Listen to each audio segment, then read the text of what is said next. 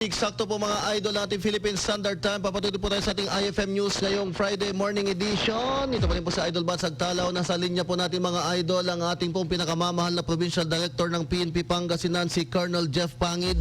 Makibalita lang po tayo sa kanilang preparation po mga idol kaugnay po dito sa ating magaganap na Semana Santa sa buong Pangasinan. Pabatiin muna natin, Sir Jeff, magandang umaga po.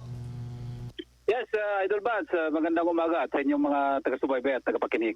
Opo. Anyway sir, kumusta po? For sure, nakapag-meeting na po kayo sa mga tropa po natin sa buong Pangasinan ng paghahanda po ng PNP Pangasinan dito po sa magaganap nating Simantay starting Sunday. Yes, tama po kayo, Idol Bats. Talagang matagal na prepare natin ito and then nagkaroon tayo ng last conference itong nakarang mga araw. At pinaplansya talaga natin at paplansyahin natin pa kung ano man yung mga darating pa na mga makikita natin na pwede nating magawa para itong pag-celebrate natin ng Semana Santa sa ating province ay totally peaceful at ang ating mga bisita ay maging secured sila pagdating dito sa ating probinsya. Opo, nung kayo po yung hepe ng mga lugar po dito sa atin na Sir Jeff ng mga LGUs, may mga nakatalaga po ng mga police assistance. Sa buong probinsya ba ngayon may kautusan po ba tayo na magdatalaga sa mga kanto-kanto sa mga strategic areas? Yeah, actually, ano yan, simultaneous na activities yan na talagang lahat ng mga strategic areas ay talagang lalagyan natin ng ating mga checkpoint at mga motorist assistance. At hindi lang yon, kasama din doon yung ating mga, marami tayong mga force multipliers, mga other agencies na patuloy na tumutulong at nag-a-assist sa atin. So, makaka-expect kayo na talagang magkakaroon tayo ng mga ganyan na activities just to make sure na ang ating pag-celebrate ng ating Semana Santa ay very peaceful. Opo, malaki kasi ang Pangasinan, Sir Jeff. Nag-expect ba tayo ng mga augmentation force from other mga forces natin? Wala naman tayong expect na augmentation kasi kung tutusin, kayang-kaya naman natin kapulisan locally dito sa province natin. But then kung may ibababa yung ating regional director na manggagaling sa region, of course we'll be very happy at matutulungan tayo.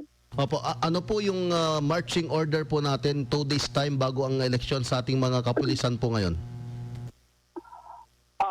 Ang marching order naman talaga natin ever since is panatilihin na peaceful at maayos itong pag-celebrate ng ating mga kababayan ng Semana Santa. And actually, na-pinpoint natin yung mga lugar na kailangan natin lagyan ng dagdag na pwersa, kagaya ng, of course, especially itong mga yung pilgrimage site natin sa Manawag and other churches. And then, after that, diba, kaugalian naman nating mga kababayan na pupunta sa mga beach. And yun, talagang pinatututukan natin yon sa ating mga chief of police and yung ating nag-create din tayo ng mga red teaming dito sa ating province na tutulong at magmomonitor sa mga ginagawa ng ating mga kapulisan. So, example, itong San Fabian, Dagupan, Binmaley, Lingayen, Sual, itong Alaminos, Pulinao, Dasul, Infanta, yung mga ganyan, may mga beach areas natin na talagang tututukan natin yan, na sisiguro din natin na maging peaceful at alam naman natin yung influx ng ating mga tourists.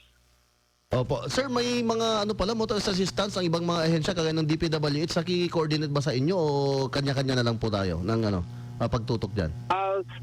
Actually, wala pa namang formal coordination, pero na yan, in place na po kasi yan na mga kanya-kanyang kung kagusto kagaya ng LTO, DPWH, marami pang mga non-government organizations na tumutulong.